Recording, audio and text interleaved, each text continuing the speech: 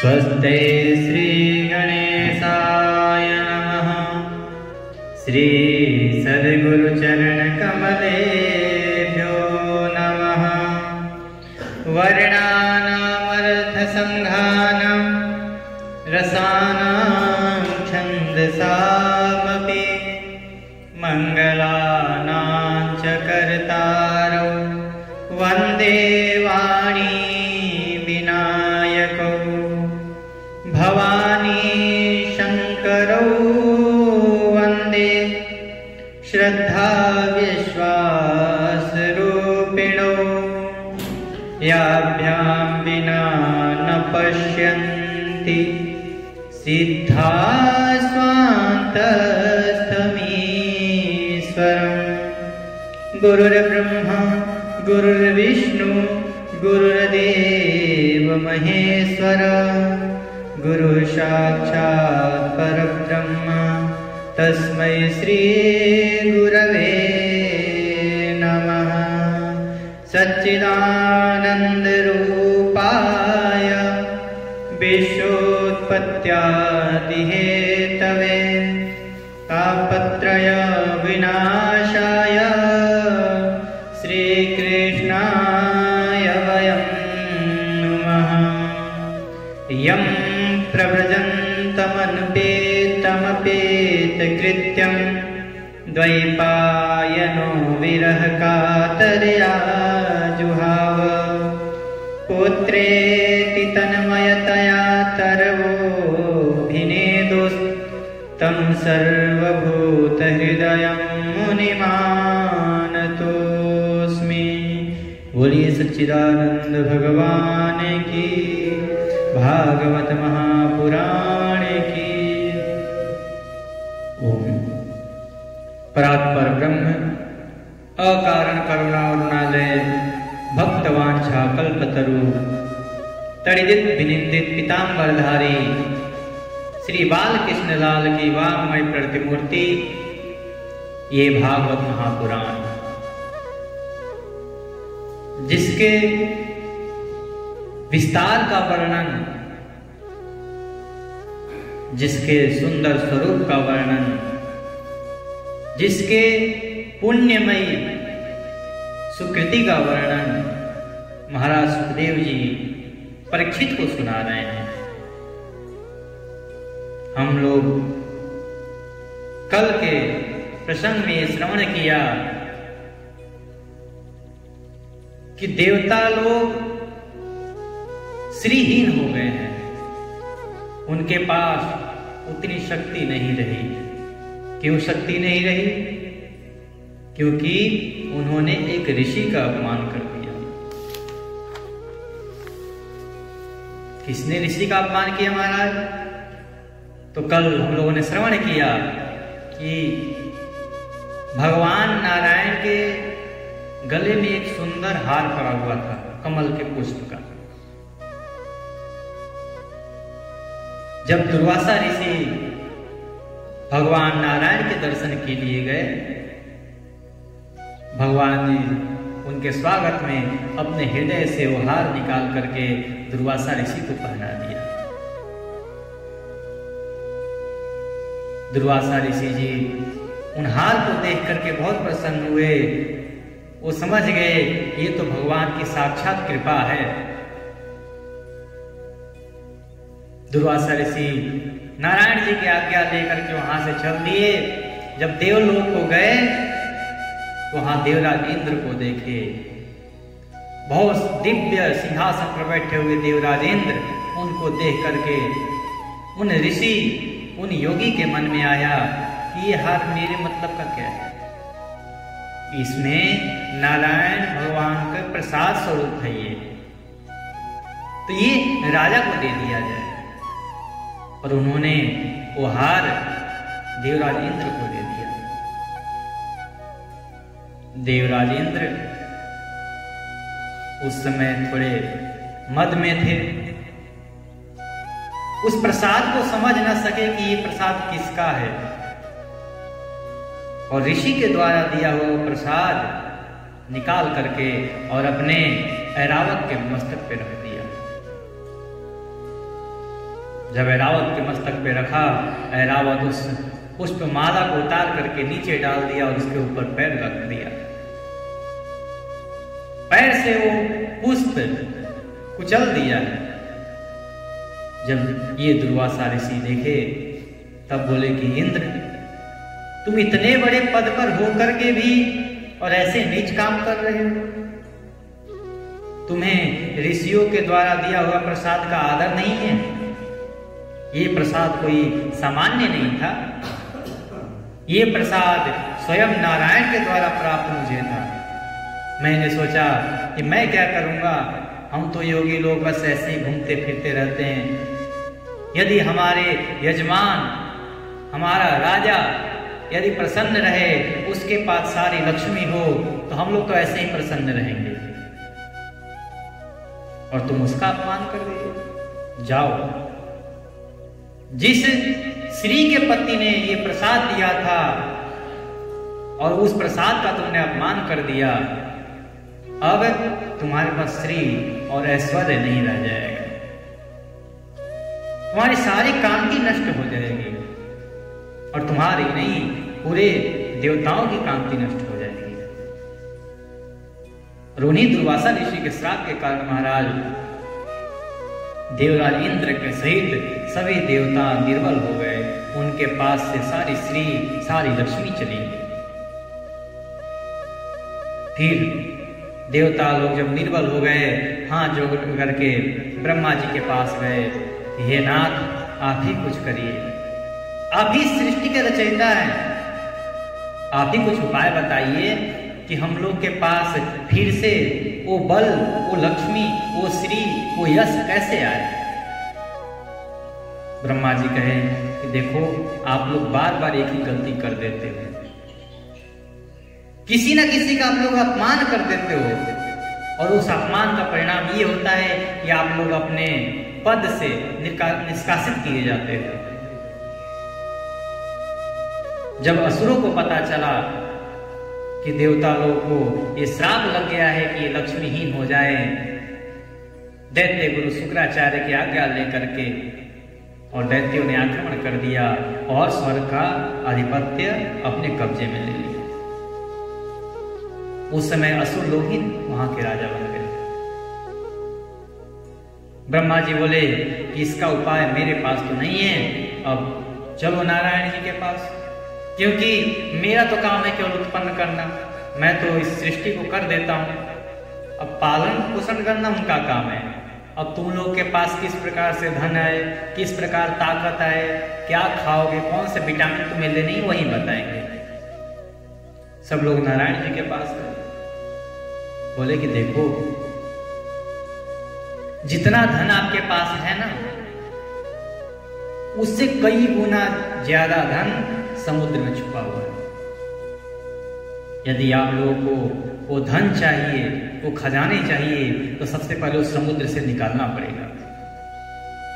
और आप लोग निर्बल हो गए हो, आप लोग बार बार असुरों के मारने से आप लोग निर्बल हो जाते हो, कुछ देवता लोग नष्ट भी हो जाते हैं।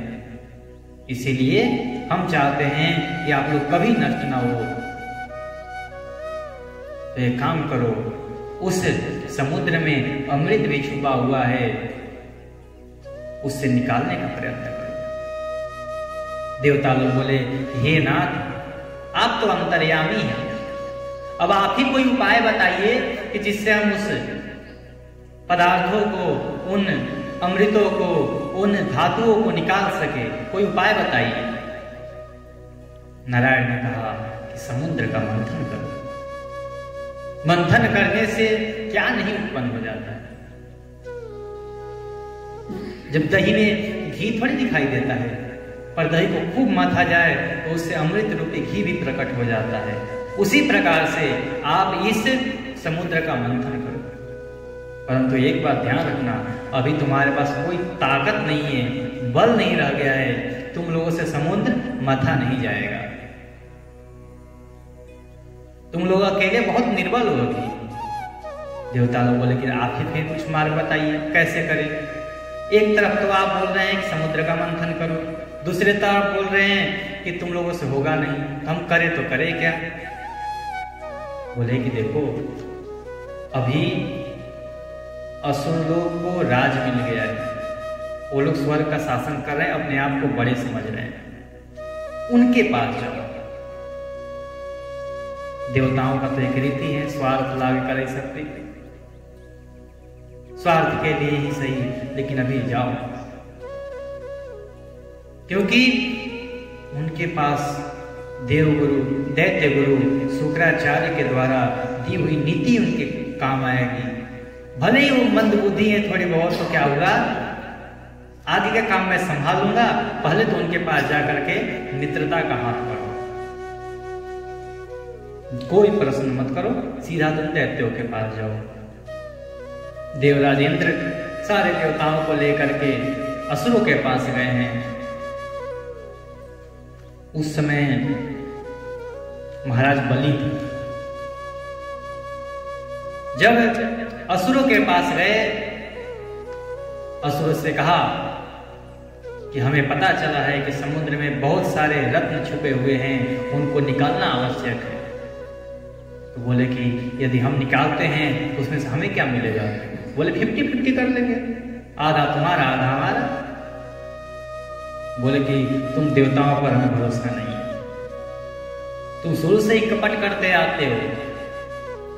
जब हम दोनों एक ही पिता के संतान हैं, और जब संपत्ति लेने की बात आई तो तुम लोग तो ऊपर चले गए, हमें भेज दिए पाताल में।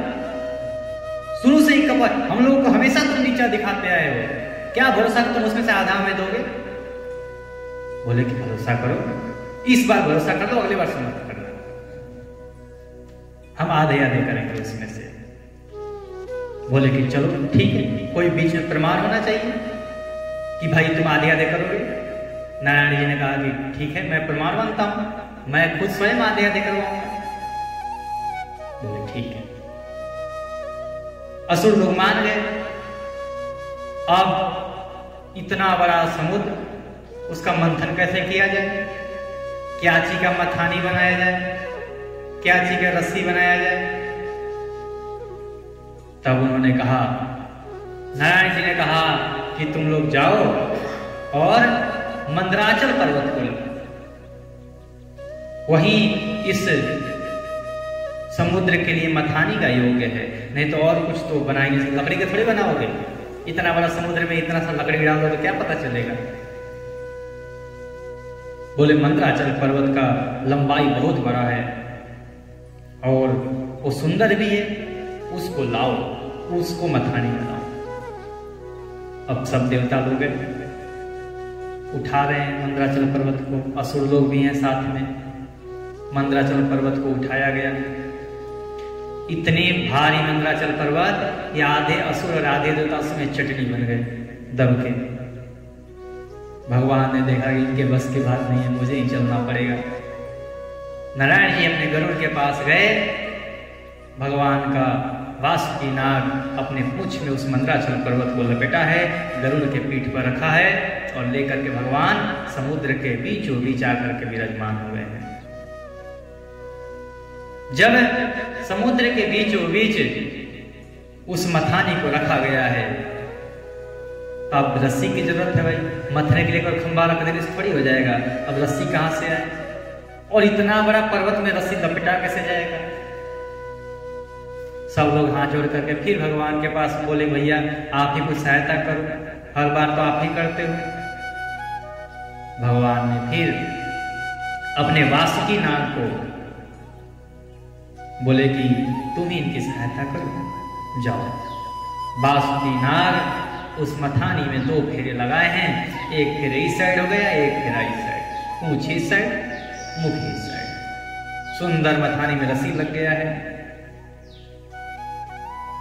अब सुखदेव जी महाराज कहते हैं कि परीक्षित, देवता और असुरों ने नागराज वासुकी को यह वचन दे करके कि समुद्र में से जो प्राप्त होने वाला अमृत है उसमें मैं आपको भी दूंगा, ऐसा असुरों ने और देवताओं ने स्वीकार किया कि केवल असुर और देवता ही नहीं लेंगे, नाग भी उसमें से कुछ अंश लेंगे।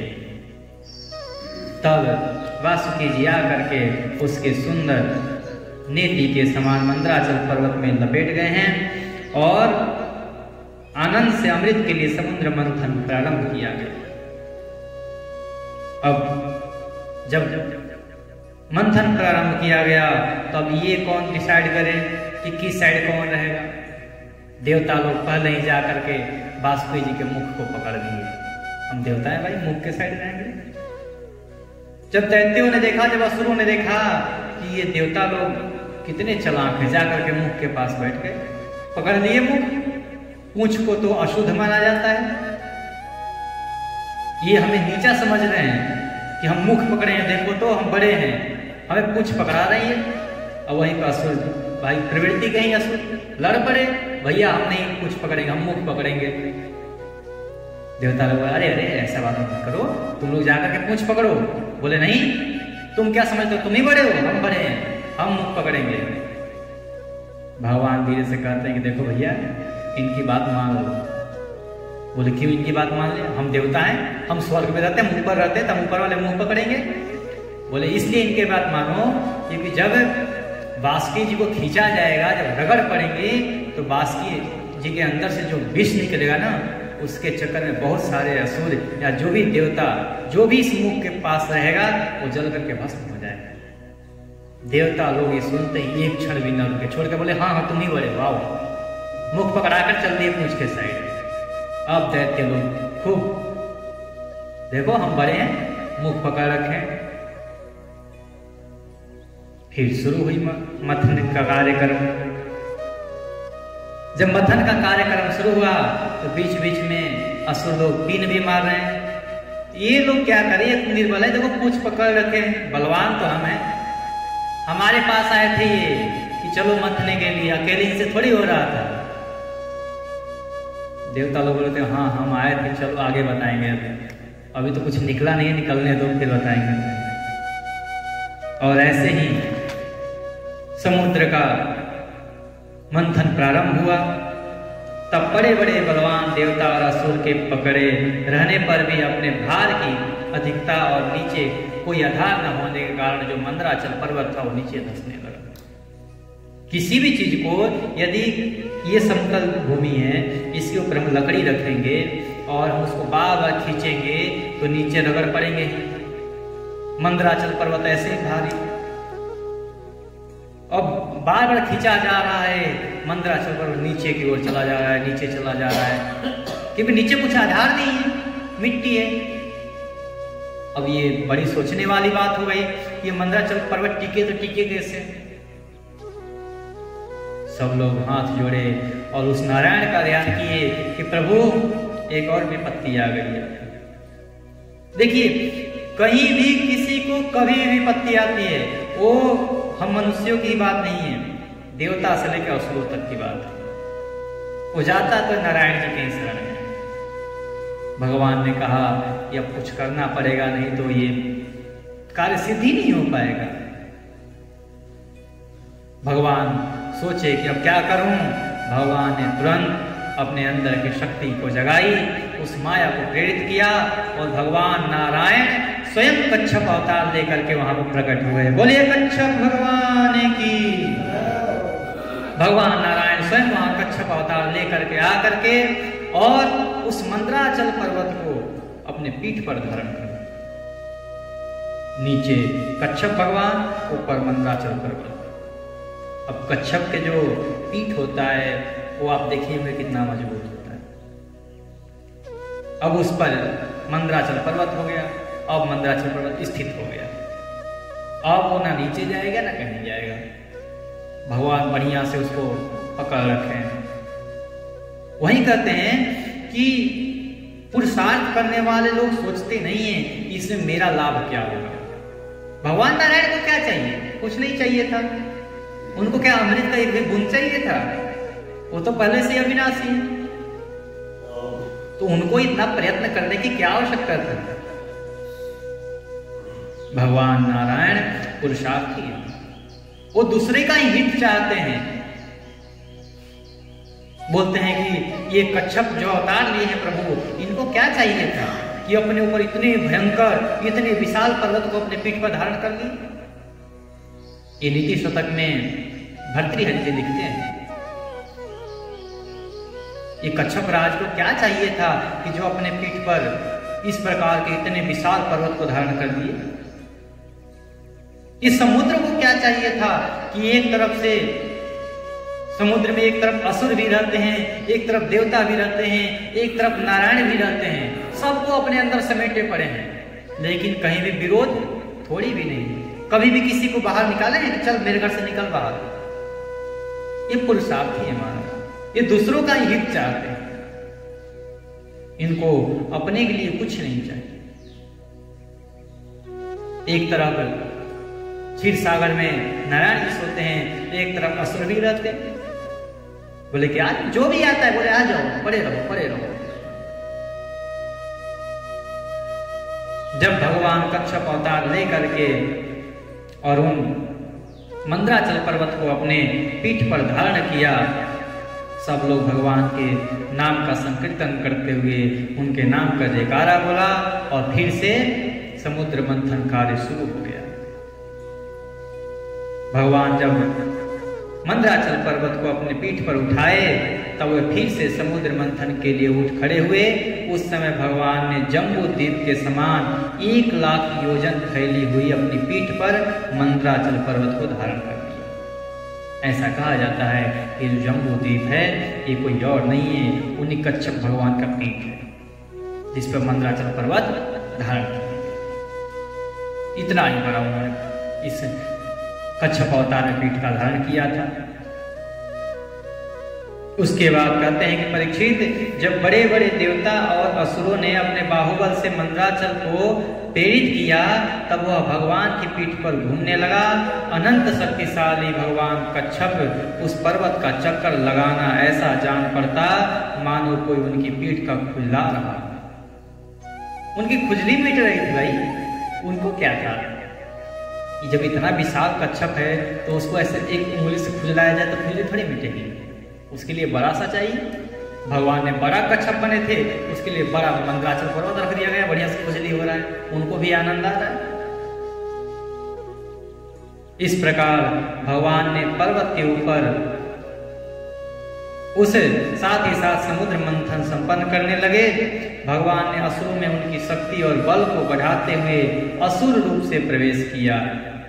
भगवान ने कहा कि इनसे कुछ नहीं होने वाला है, देखो थक रहे हैं सबके सब। भगवान ने यहाँ फिर 2 रूप धारण किया, एक असुर रूप, असुरों का असुर स्वभाव को धारण करके असुरों में प्रवेश कर गए और देवताओं का दैवत्व बल प्राप्त करके देवताओं में प्रवेश कर गए। उन दोनों का ताकत ऐसे ही परिपूर्ण हो गया और फिर जोर जोर से खिंचाई शुरू हो गई। इधर से ये खींचे, इधर से ये खींचे। वासुकी नाग में निद्रा के रूप में भगवान ने प्रवेश कर गया कि ये सोए रहेंगे तब अच्छा है, जग गए तो 20 उगलेंगे। भगवान निद्रा के रूप में वासुकी नाग में प्रवेश कर गए।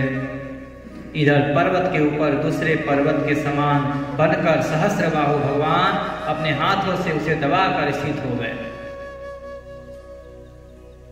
कह रहे हैं कि अब पर्वत जब रखें, कच्छप का पीठ ऐसा गोल होता है, इसके ऊपर पर्वत रखा जाए तो कभी इधर ना गिरे कभी इधर ना गिरे। भगवान ने हजारों हाथों से उस मंदराचल पर्वत को पकड़ रखा है कि कहीं इधर उधर ना हो। इस प्रकार भगवान उस मंदराचल पर्वत को पकड़े हुए हैं। उस समय आकाश में ब्रह्मा, शंकर, इंद्र आदि सभी उनकी स्तुति कर रहे हैं, उनके ऊपर पुष्पों की वर्षा करने लगे। भगवान पर्वत के ऊपर उसको दबा रखने वाले रूप में, नीचे उसके आधार कच्छप के रूप में, देवता और असुरों के शरीर में उनकी शक्ति के रूप में, पर्वत में दृढ़ता के रूप में और नेति बने हुए वासुकी नाग के निद्रा के रूप में, जिससे उसे कष्ट न हो, प्रवेश करके सब ओर से भगवान ही तो मंथन कर रहे हैं, नहीं तो किसी के बस का। वो कहते हैं एक भगवान निमित्त बनाते हैं किसी कार्य के लिए। हम कोई भी कार्य करें तो कार्य हमारे बस की नहीं है कि हम कर ले उसको, हम तो एक केवल निमित्त हैं। निमित्त मात्रम भव सत्य साचिन। भगवान कहते हैं कि हे अर्जुन, ये क्या युद्ध लड़ रहा है, तू लड़ रहा है, तेरे को तो निमित्त बना रखा हूं, बस तो केवल धनुष पर बाण रख और छोड़ दे, तुझे कुछ नहीं करना है, बाण रख, छोड़ते जा, उस कहाँ लगना है कहाँ लगवाना है ये सब मेरे ऊपर छोड़ दे, वो जहां उसको फिट बैठाना मैं वहीं बैठा दूंगा, तू तो एक निमित्त मात्र है। तो भगवान इन देवताओं को, इन असुरों को बड़ाई देना चाहते हैं कि चल भाई आज। कोई कहता है कि भगवान ने माथा समुद्र मंथन को, जिसको सुनो कोई किसी से पूछे कि समुद्र मंथन किसने किया, सब यही बोलेंगे देवता और असुरों ने किया। लेकिन उनको क्या पता कि सब वो कर रहे हैं, वो अंदर प्रवेश किए हुए हैं, उस मंद्राचल पर्वत में प्रवेश किए हुए हैं, उसको पकड़े हुए हैं। उसके नीचे जो कच्छप अवतार है स्वयं भगवान है, बासुकी नाग में निद्रा के रूप में प्रवेश किए हुए हैं, असुरों में असुर स्वभाव के रूप में, देवताओं में दैत्य स्वभाव के रूप में प्रवेश किए हुए हैं। हर जगह तो परमात्मा ही है, करने वाला वो, कराने वाला वो, जो हो रहा है वो भी वो, सब कुछ तो वही है। भगवान उस समुद्र में अपने अद्वितीय प्रभाव को छोड़ते हुए उस मंथन के कार्य में सभी देवताओं को लगा दिया है। अब वे अपने बल के मद से उन्मत्त होकर के मंदराचल के द्वारा बड़े वेग से समुद्र मंथन करने लगे। उस समय समुद्र और उसमें रहने वाले मगर, मछली आदि जीव क्षुब्ध होने लगे, क्योंकि जब घर्षण हो रहा था तो पूरी समुद्र के जितने जल थे सबके सब गर्म हो गए और मछली, मगर, जितने जलचर थे सब निकल करके बाहर आने लगे। नागराज वासुकी के हजारों कठोर नेत्र, मुख और श्वासों से विष की आग निकलने लगी। उनके धुएं से पौलोम, कालेय, बलि, इलवल आदि असुर निस्तेज हो गए। महाराज जब वासुकी जी के मुख से वो विष निकल रहे थे, उसके धुएं से ये सारे असुर निस्तेज हो गए हैं। उस समय वे ऐसे जान पड़े कि मानो दावा नल अग्नि वन में लग गई हो और सारे पेड़ झुलस गए हैं। देवता भी उससे न बच सके, वासुकी के श्वास की लपेट में वो भी आ गए, उनका भी तेज क्षीण हो गया है। देवता भी उससे बच नहीं सके, उनका भी वस्त्र आभूषण सब मैला हो गया है। भगवान ने देखा कि इनके ऊपर तो बहुत प्रभाव हो रहा है। भगवान की प्रेरणा से बादल देवताओं के ऊपर वर्षा करने लगे और वायु समुद्र की तरंगों का स्पर्श करके शीतलता और सुगंधिता का संचार करने लगे।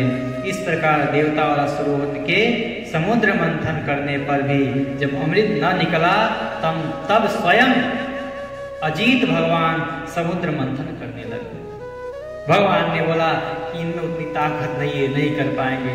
भगवान स्वयं अजीत स्वरूप आ करके और उस समुद्र के जो मंथन कर रहे थे, जो नेति बनाई गई थी, जो रस्सी थी, उस वासुकी नाग को पकड़ करके स्वयं दोनों हाथों से ही एक तरफ से इधर खींचे, एक तरफ से इधर खींचे, खुद ही मंथन करने लगे। बोले ये तो बालक हैं, इनसे थोड़ी होगा।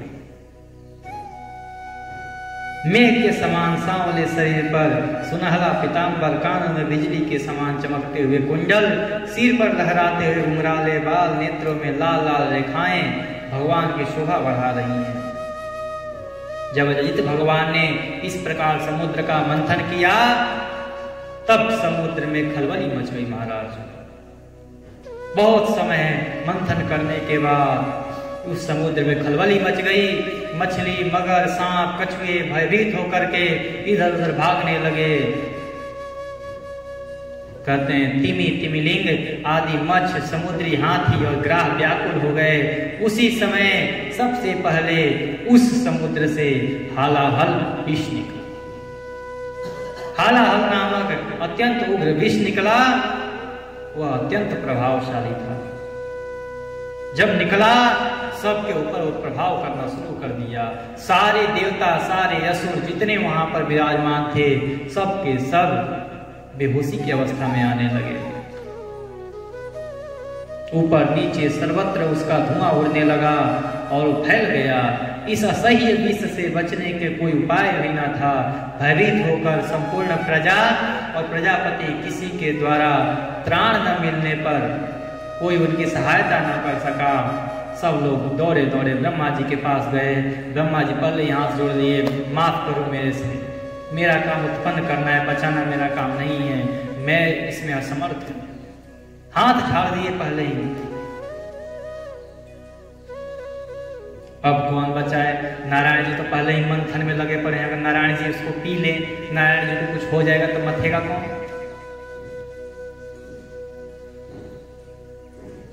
तब किसी को कोई नहीं दिखा। तब सारे देवता, सारे असुर मिल करके एक के पास गए। आप सबको विदित है तो कौन है? वो कोई और नहीं, अपने भोले बाबा है। जा करके हर हर हर हर महादेव, हर हर महादेव, बम बम भोले करते हुए कैलाश पर पहुंचे हैं सब देवता और असुर लोग। भगवान बोले क्या हुआ? कुछ लाए हो क्या खाने पीने को? बोले लाए हैं। बोले क्या लाए हो? तो समुद्र से सबसे पहले विष निकला है महाराज। बोले अच्छा चलो लाओ, वही कर लेते हैं। भक्त जो खिला दे, जो पिला दे, वही खा पी लेंगे बस। भगवान ने शंकर सती जी के साथ कैलाश पर्वत पर विराजमान थे। बड़े बड़े ऋषि मुनि उनकी सेवा कर रहे थे। वे वहां तीनों लोगों के अभ्युदय और मोक्ष के लिए तपस्या कर रहे थे। भगवान का स्वरूप है तपस्या करना। जब सारे देवताओं ने उनकी स्तुति की, उनका दर्शन किए और फिर उन्हें प्रणाम किया। सारे देवताओं ने शंकर जी की स्तुति बहुत सुंदर और दिव्य वाणियों से की, सुंदर स्तुतियों, सुंदर श्लोकों से की। भगवान के प्रणव अक्षर का स्वरूप का वर्णन किया है। सुखदेव जी महाराज कहते हैं कि परीक्षित, प्रजा का यह संकट देख करके समस्त प्राणियों के अकारण बंधु देवादिदेव भगवान शंकर के हृदय में कृपावश बड़ी व्यथा हुई है कि अब इस संसार की तो देखिए क्या हाल हो रहे हैं। उस समुद्र के ऊपर से जो भी पक्षी उड़ते हैं सब के सब निस्तेज होकर के मर करके नीचे गिर जाते हैं। जितने नगर, जितने शहर, जितने गांव वहां बसे हुए हैं सबके सब लोग बेहोश पड़ गए हैं उसके धुएं के प्रभाव से। अगर इसका कोई उपाय न ढूंढा जाए फिर तो ये बहुत विघ्न पहुंच जाएगा, सबको समाप्त कर देगा। भगवान शंकर अपनी प्रिया सती से यह बात कही। शिव जी ने कही कि देवी बड़े बड़े खेद की, यह बड़ी खेद की बात है। देखो तो सही, समुद्र मंथन से निकले हुए कालकूट विष के कारण प्रजा पर कितना बड़ा दुख आ पड़ा है। ये बेचारे किसके शरण में जाएं? अब इनके प्राणों की रक्षा कौन करेगा? यदि आप कहो तो मैं इनकी रक्षा करूं। अब यहां पर भगवान की मर्यादा को देखिए। भगवान शिव एक सत्य गृहस्थी है।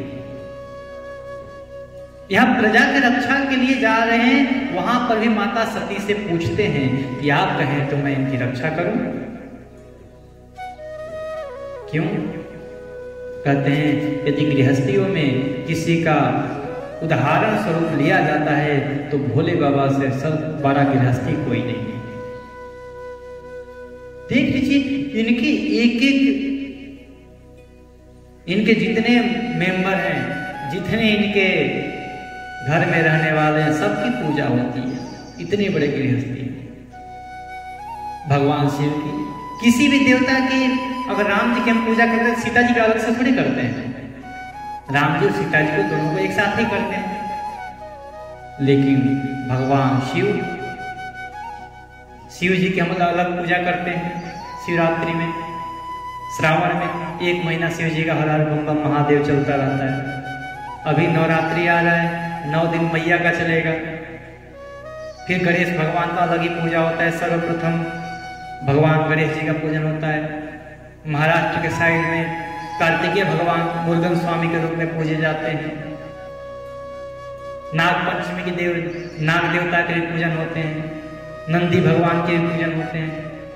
भगवान के जितने पार्षद हैं, जितने साथ में रहने वाले हैं, जितने घर के सदस्य हैं, सबकी अलग अलग पूजा होती है। ऐसे भगवान शंकर जी सदगृहस्थी हैं। बोले हैं गृहस्थ धर्म में ये जो पत्नी है ये कोई साधारण नहीं है, ये अर्धांगिनी है मेरी। यदि कोई भी कार्य करने जाऊं तो उससे आज्ञा लेनी पड़ेगी। भगवान ने कहा इस समय मेरा यह कर्तव्य है कि मैं इन्हें निर्भय कर दूं। जिनके पास शक्ति और सामर्थ्य है उनको चाहिए कि असमर्थ लोगों की सेवा करें, उनकी रक्षा करें।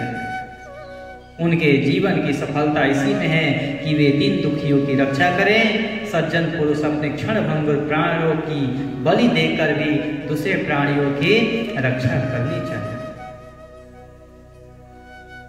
जो ऐसा करता है उनके ऊपर जो कृपा करता है उस पर सर्वात्मा भगवान श्री कृष्ण स्वयं प्रसन्न हो जाते हैं। और जिस पर भगवान प्रसन्न हो जाते हैं तब चराचर जगत के साथ मैं भी प्रसन्न हो जाता हूँ। इसीलिए अभी अभी मैं इस विष को भक्षण करता हूँ जिससे मेरी प्रजा कल्याण को प्राप्त हो, मेरी प्रजा के कल्याण हो जाए। श्री सुखदेव जी महाराज कहते हैं कि विश्व के जीवन दाता भगवान शंकर इस प्रकार सती देवी से प्रस्ताव रख ही रहे थे कि उस विष को देख करके माता सती भयभीत हो गई। क्यों भयभीत हो गई महाराज? बोले कि इतना भयंकर विष है ये, हालाहल विष, ये कालकूट, भगवान शिव को कुछ नहीं हुआ। ये तो माता सती को पूर्ण विश्वास है, परंतु जो भगवान शिव के अंदर विराजमान हैं उनका क्या हाल होगा यदि ये विष पी लिए तो? अब आप लोगों से एक प्रश्न है कि भगवान शिव के अंदर कौन रहता है? राम जी।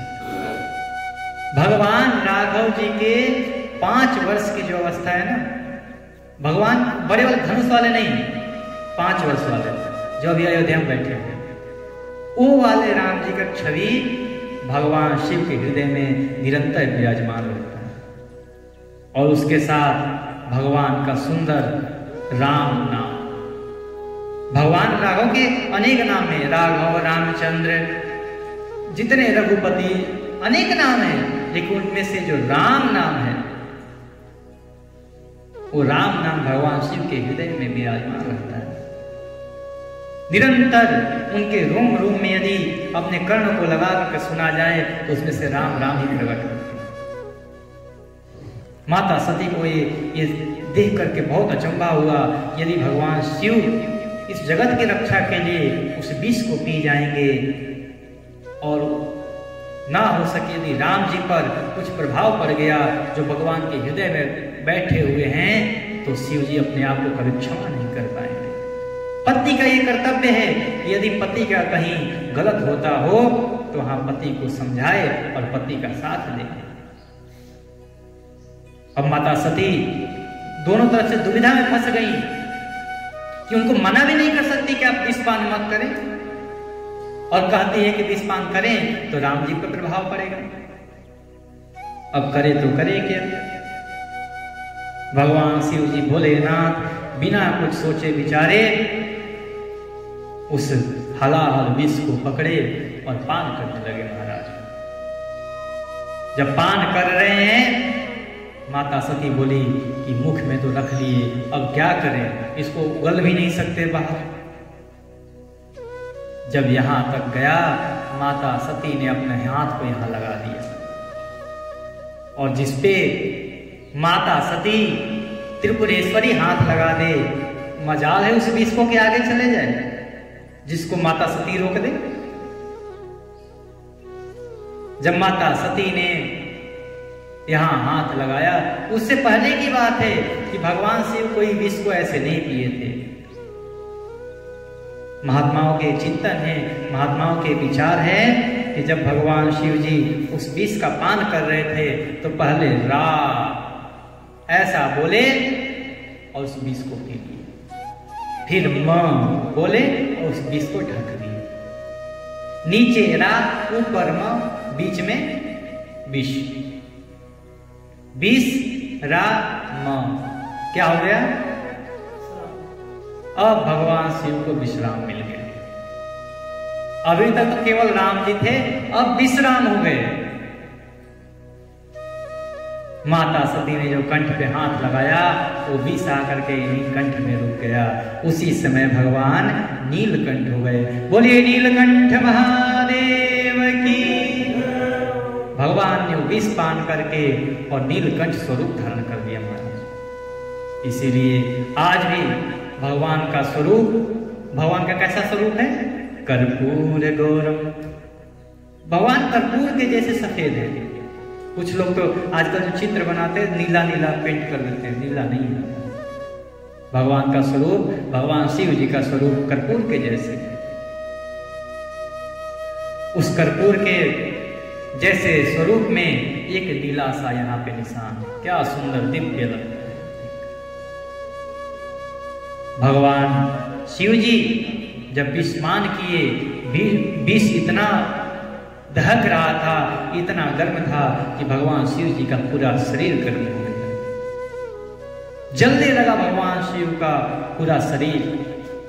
उस समय अब सब देवताओं ने देखा कि अब तो पूरी सृष्टि की रक्षा हो गई है, परंतु भगवान शिव का तो शरीर आग से भी ज्यादा तप रही है, और इनको शांत कैसे किया जाए। माता कामधेनु आई और वहीं पर अपने स्तनों से जो दुग्ध के धारा बहाई है, उसी समय से भगवान शिव के ऊपर दुग्ध से अभिषेक किया जाने लगा, क्योंकि दुग्ध शीतल होता है। भगवान शिव को ठंडक पहुंची माता उस कामधेनु के अभिषेक से। सभी देवता लोग बोले हम लोग भी कुछ सहायता करें। सब लोगों ने ब्रह्मा जी से कहा बाबा कमंडल ढाल दो। बाबा ने कमंडल ढाल दिया। जो गंगा जल था सब लोग अपने लोटे लोटे में ले जा करके भगवान शिव के ऊपर चढ़ा दिए। बोले हम लोटे लोटे से ठंडक तक पहुंचाएं कम से कम। इसीलिए भगवान शिव को निरंतर अभिषेक किया जाता है, क्योंकि भगवान विष पान किए तो अभी भी प्रभाव करता है भगवान शिव। इसीलिए तो भगवान निरंतर विश्राम की अवस्था में उस राम जी के स्मरण की अवस्था में रहते हैं। उसी समय से अभिषेक की सब लोग करने लगे, और उसी का आज भी ये परंपरागत चले आ रहे हैं कि हम लोग भी दूध से गंगा जल से अभिषेक किया करते हैं। भगवान शिव जी जब ये अभिषेक को देखे, उनको थोड़ी शांति मिली, शीतलता प्राप्त हुई।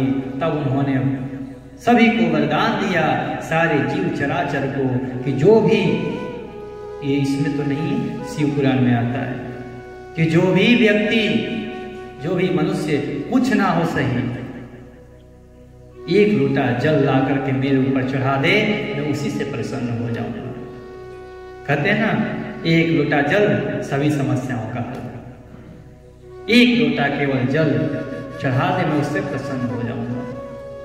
अब दूध की बात रही, लोग कहते हैं कि शिव जी के ऊपर दूध चढ़ा करके बर्बाद कर रहे हैं। बर्बाद थोड़ी कर रहे हैं।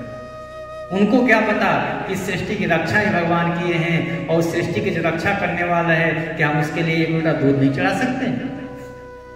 उस समय रक्षा न किया तो अभी तक हमारी क्या स्थिति होती है? यहाँ पे कोई अस्तित्व होता? और उसी समय से भगवान देव थे, और जब विष पान किए तो महादेव हो गए।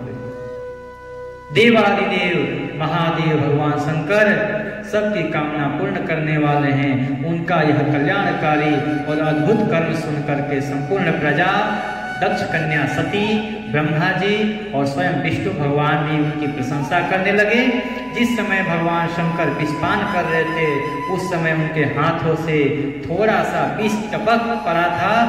उसी से बिच्छू, सांप और अन्य विषैले जीवों ने एवं विषैली औषधियों ने ग्रहण कर लिया। इसलिए आज भी इनके अंदर विष प्राप्त होते हैं। ये कथा आज की यहीं तक। हम आगे के समुद्र मंथन की कथा कल श्रवण करेंगे। समुद्र मंथन से किस प्रकार